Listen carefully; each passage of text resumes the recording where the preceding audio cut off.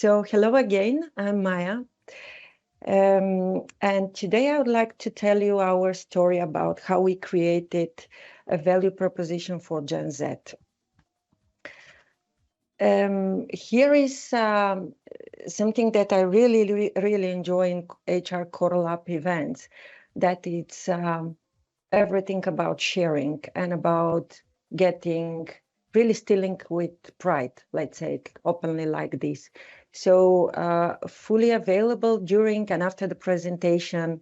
I know many companies are really trying to become more attractive for Gen Z especially. It becomes a bigger and bigger part of our workforce. So feel welcome to reach out. This is my first appeal. Good. Let's start with a bit of story. So late of 2022, we were challenged to recreate our value proposition for Gen Z. And I will be very open to share with you the good, the challenge, and the learning from all this journey. First, starting with not generalizing Gen Z. Sometimes we can go in this direction that is not really useful. And our main lesson is really knowing your very specific target group. Before going into this direction, let me share a bit of context about who we are. Okay. Good. So I guess you all know Coca-Cola, but maybe you wonder what is this HBC behind. So Coca-Cola HBC is one of the leading bottlers of Coca-Cola worldwide. And as you can imagine, we produce, bottle, sell, and distribute the Coca-Cola portfolio on 29 markets. What you may not know is that our portfolio expands much above the sparkling drinks to more than 70 different brands, beverages and snacks, and behind the Coca-Cola as a company. So we partner with a lot of beverage companies, and our big aim is to actually offer a beverage product for every taste and for 24/7 reasons of consumption. So behind the sparkling drinks and adult sparkling drinks, we have teas, juices, water, sport drinks, plant-based drinks, coffee, Costa Coffee, and above 30 premium spirits brands. For example, not many people know that we distribute Jack Daniels on the markets. And last year we acquired Vodka Finlandia. It's a quite premium level of spirit. As a territories, we are in 29 markets, predominantly Europe and Africa. So starting from Ireland to Nigeria, from Switzerland to Egypt, this is our, those are markets where we operate. A lot of cultural, gender and age diversity, as you can imagine. But let's go to the business case. Let's say it like this. If we can move to the next slide. One more. So how the employer branding is settled in this context? We have our talent COE, as I guess many of the big companies, and into the talent COE, employer branding is a separate function, partnering with talent acquisition, talent development, and executive search. We are a very tiny team of 3 people on the group level, plus 25 people in our employer branding community in the business units locally. Majority of them are either managers, either experts, but very rarely just in employer branding role. We usually mix employer branding with engagement or with cultural programs or with D&I. So this also kind of speaks about how we see employer branding, not just as function that looks externally, but as well having a strong internal impact. So going onwards, we are again back in end of 2022, when we were commissioned with the challenge to actually revamp our management trainee programs. If we move to the next slide. So we had a strong heritage, I would say. We had a management trainee program in place for, well, nobody knows for how long, but above 20 years for sure, with some GMs coming from this program and a very strong internal sentiment to the program. So whatever was the challenge, it was also connected with a very strong internal expectations about delivering something which is better. What's happened with the previous program, brief description, 3 years long program. Every year we hired 200 to 300 early careers, people that comes directly from universities with zero experience and aspiration to grow into leaders role. However, during COVID and after COVID, the program kind of didn't deliver as expected, didn't deliver a good return on investment. From one side, the countries were dreaming for more faster talent solutions and started to come up with their own programs, which was not ideal for external reputation. In parallel, the Gen Z that we were able to attract, they as well searched for bringing in more impact to the business, for growing up quicker in their career. So in some moment, we decided to make a break and to really rethink the whole program, and not just the program, but how we stand as a company for Gen Z. And of course, during the way, we really wanted to bring in the senior leaders with us, because one of the reasons for having the previous program not so successful was this lack of really ambassadorships coming from the senior leaders. This very openly about our challenge. So end of 2022, we've started to design the program and to work on the employer branding campaign and strategy in parallel, which was a challenging thing itself. But as well, very empowering, because you have really this freedom and ownership to create something that you really believe will go on. My first tip for everyone that is in similar challenge or plan to do similar challenge, I met a couple of people yesterday in Barcelona, big companies that come and say, we need to redesign our trainee program, so good tips, is try to bring your senior leaders and the different functions very early into the design of the program.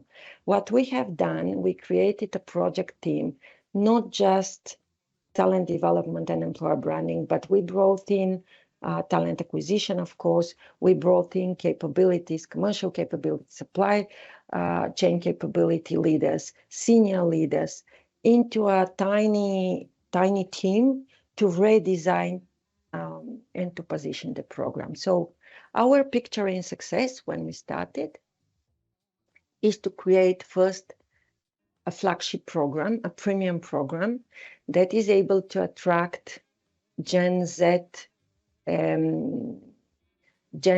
high caliber talent, let's say it like this, people with already some years of experience, maybe leadership experience that is delivered during their students here, in an NGO, in their sport clubs, doesn't matter, but already having an idea what it means to be a leader and aspire to be a leader. So we wanted to attract them with the idea that at the end of the 18 months program, so you see half of the time was cut on the way, that after 18 to 24 months, these people, they can fuel our mid-manager leadership pipeline. So those we call change leaders into the company, quite mid to senior level pipeline. And in general, to reposition how we stand for the Gen Z externally on our markets. Our positioning was good, but we really wanted to differentiate. On top, we wanted to create a program that is not just another talent initiative, but will really fuel the capabilities, long-term capabilities of the organization. So the entire program was designed to really build those key bets that the business on a very strategic level has to deliver. And of course, we dream to make a shift into our very senior leaders' mindset and to become the sponsors of the program, but really deeply from their heart. So let me just stop for a while. What you will see on the screen is the definition of brand proposition. This is how you start to build your brand when you launch a new product or when you want to refresh the product proposition. I saw this one when I joined a course in LSC in November for brand strategy. To be honest, initially I was wondering what I will be doing there as an HR person, but very quickly I found myself swimming in my own waters. So sometimes as talent acquisition people, as employer branding people, we are rushing so fast to deliver, to find the quick solution that deliver fast and deliver on size. But sometimes in some specific projects, we really need to stop and rethink, do you really need another recruitment marketing campaign, or we need to really change perceptions on the markets? And when we go with the second one, then we need a bit to shift our lens and to think about the process broader. So if we play with this proposition and really replace the customers with talents and product with offering, you can see that the things comes quite together. So how often do you think if what we provide externally on the market is really unique, is really different from what the others companies provide? Especially imagine management trainee landscape is busy. There are many great offerings on the market. So if you want to stand out for this targeted talent group, you really need to rethink the process. And how exactly, with what you offer them, you sparkle the curiosity to come to learn about you and maybe eventually to buy what you propose them. So we always have this first step of sparkling the curiosity, let's say, before really giving the proposal to the next step.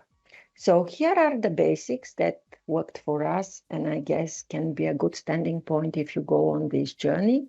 Again, this comes from brand strategy. Step number one, of course, is have a good product. Create a good proposition that stands out and that really address the needs of your targeted audience, that speaks to their values, maybe even solve some of their pains. Step number two is listen to your audience. This is very, very important, actually, the crucial point in our entire journey.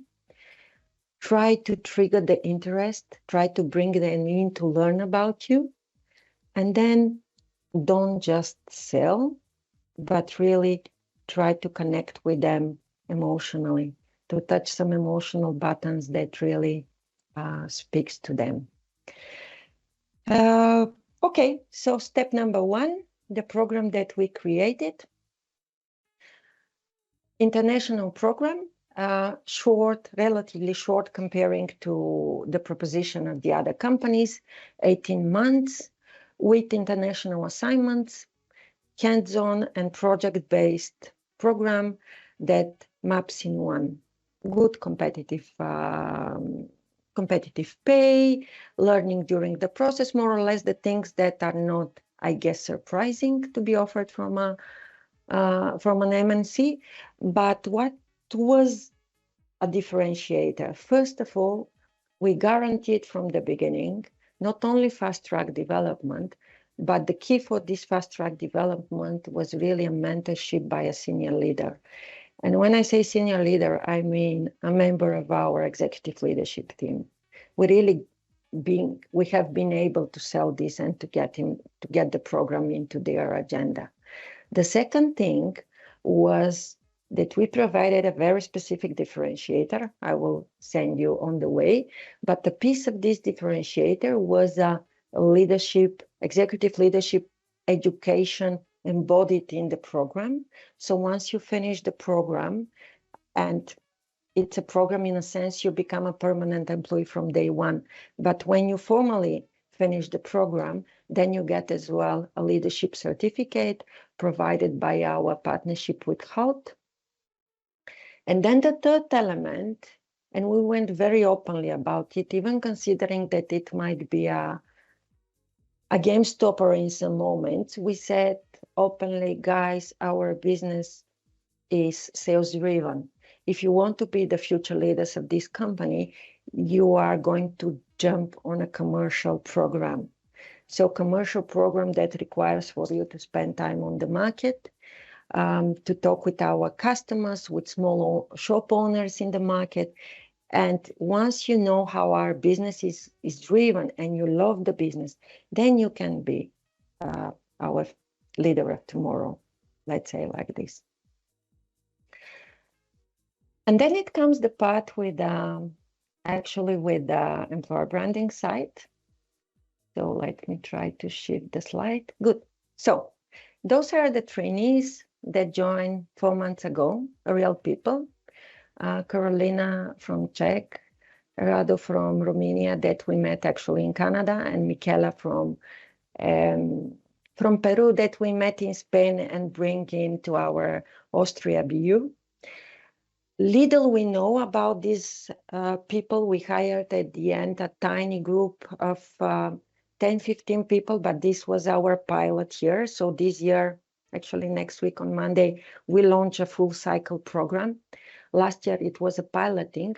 Little we know about them when we started, but it was very, very important part of the exercise to know about your target audience at the beginning. So here, how we approach it, and maybe you can do it even better, but first of all, go and learn the Gen Z preferences. It's a bunch of surveys, Universum, AMC, indeed, many, many companies deep dive into the Generation Z preferences, needs, beliefs, and etc. You will learn that they dream for fast-track career, they really prioritize their well-being and work-life balance, flexibility. They will always go to work for a company with a purpose that embraces D&I, and of course, they want to be paid quite fairly. But this is not enough when you know this. So you need to go and to know your own target audience, your tiny piece of Gen Z that you want to hire.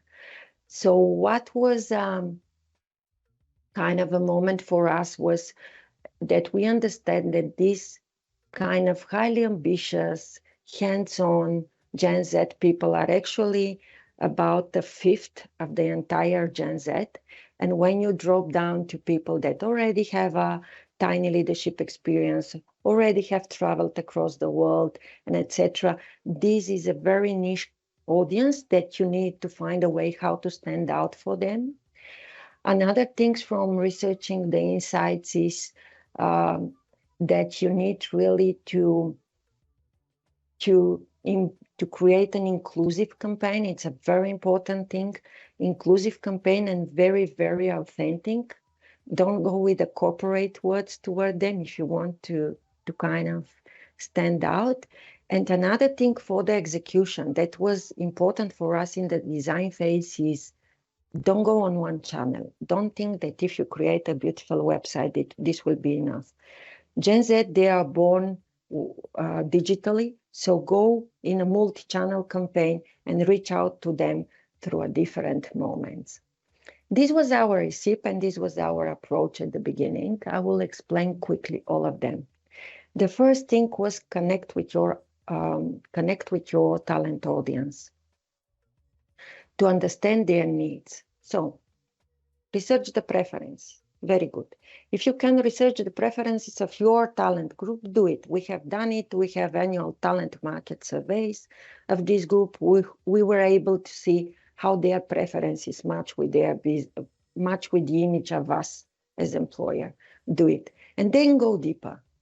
Create a focus groups with Gen Z in-house. We very often do this when we launch a new project. So we bring in Gen Zs that finished the previous program and are already leaders in the organization, still in the same age group, and we ask them to give us feedback about the campaign approach. Very good. This is what we usually do. And then I decide why we don't go externally to really connect with our talent audience. We approach SEMS, this is Alliance of Universities, and we ask them to create a workshop with 20 students that finish Master of Management in their universities. So we ended up with a focus group of exactly targeted talents that we want to bring in into the program. And guess the surprise, when into the last minute before we launched the campaign, they came up and they said that our campaign is actually quite of a corporate bullshit. This was the moment when we needed to stop and to rethink the whole process. And this is what we have done. We gave up with the inside approach and we really tried to create an external approach. As the time is running out, I will go very quickly through the rest, but our differentiator was to propose learning during the journey. So we converted the entire recruitment process into a learning journey. And on every step of the recruitment process, once you pass in, you get a unique learning gifts. You can meet our senior leaders, you can go on closed webinars, you can get executive coach, development sessions, and etc. and etc. You will see in my presentation more details, it will be shared. And we came out with a very, I would say, human-centered headline, Bring Your Own Magic, that as well showcased the inclusivity of the campaign. As we have 3 minutes, I really wanted to run the video. It will take one of them, so not sure if we have a time for it. Can we go with a video from the campaign? All right, looks like while we're waiting for that video to come in, I'll just go to that first question from Patrick. He is asking about which social media are the Gen Z particularly interested in? So TikTok, Instagram, and is there a difference between countries? Yeah. Maybe we can answer that while we're waiting for the video to come on. Yeah. Very good question. We went on 6 channels. So LinkedIn, Instagram, TikTok, Facebook, YouTube. Trying to really test last year what works well and how it worked. The best channel that brings results in terms of conversion was Instagram. However, TikTok delivers immensely when it comes to awareness, as well as Facebook, for my honest surprise. The journey that we observed was that Gen Z, they go to TikTok and Instagram mainly to learn about you, but they will not apply. And then they go on Google or on LinkedIn to actually apply.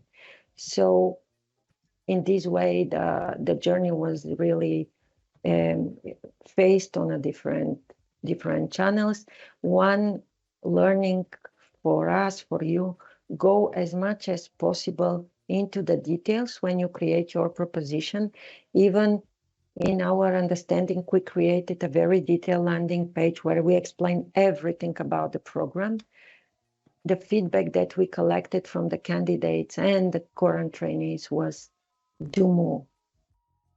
And the last thing, go to universities. If you strive for this same target group, universities, the university partnerships delivered half of our trainees at the end.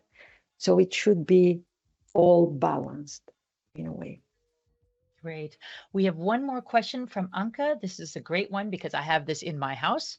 How do we as a team facilitate teamwork or reduce conflicts in the workplace generated by this generational gap? So the boomers versus the zoomers conflict. Well, my experience with the people that we brought in is that when they feel involved and listened, the things goes very, very good. So since they started with us in November, we created something. Actually, I'm open the curtains of what is coming now on Monday, to ask them to create with us, to design with us, to be our not only sounding board, but to come and to co-design with us the new campaign that will start on Monday. So all the time I have this feeling they feel empowered and somehow honored to contribute. And that's why the resistance I didn't felt any resistance with this group. Okay, great. We'll just get that video playing and maybe Maya, for a final. So yeah. Yes, Maya, thank you so much. This was fascinating. I also loved how visually powerful your presentation was. Really enjoyed that very much. Thank you so much. Hey, you ready? Here comes the clue for the next you. A program multi-level, like a game, but better. It's a free learning journey you enter. So, from the very day you begin, no matter the final score, you win. If you get on board, there's more. You'll be guided by a senior mentor. You'll get to grow and walk your talk. Get to travel and rock the world. Never have you ever had a chance like this to make the magic real in your early career years. If you know your value and your value is great. If business is your stage and want to lead the change, bring your own magic and open a new page. Stop scrolling your day and meet your new fam. Start the International Leadership Trainee Program. Want to find out when and how? Then apply for it now. Bring your own magic and apply now. Bring your own magic. Bring your own magic. And apply now. By Coca-Cola HBC.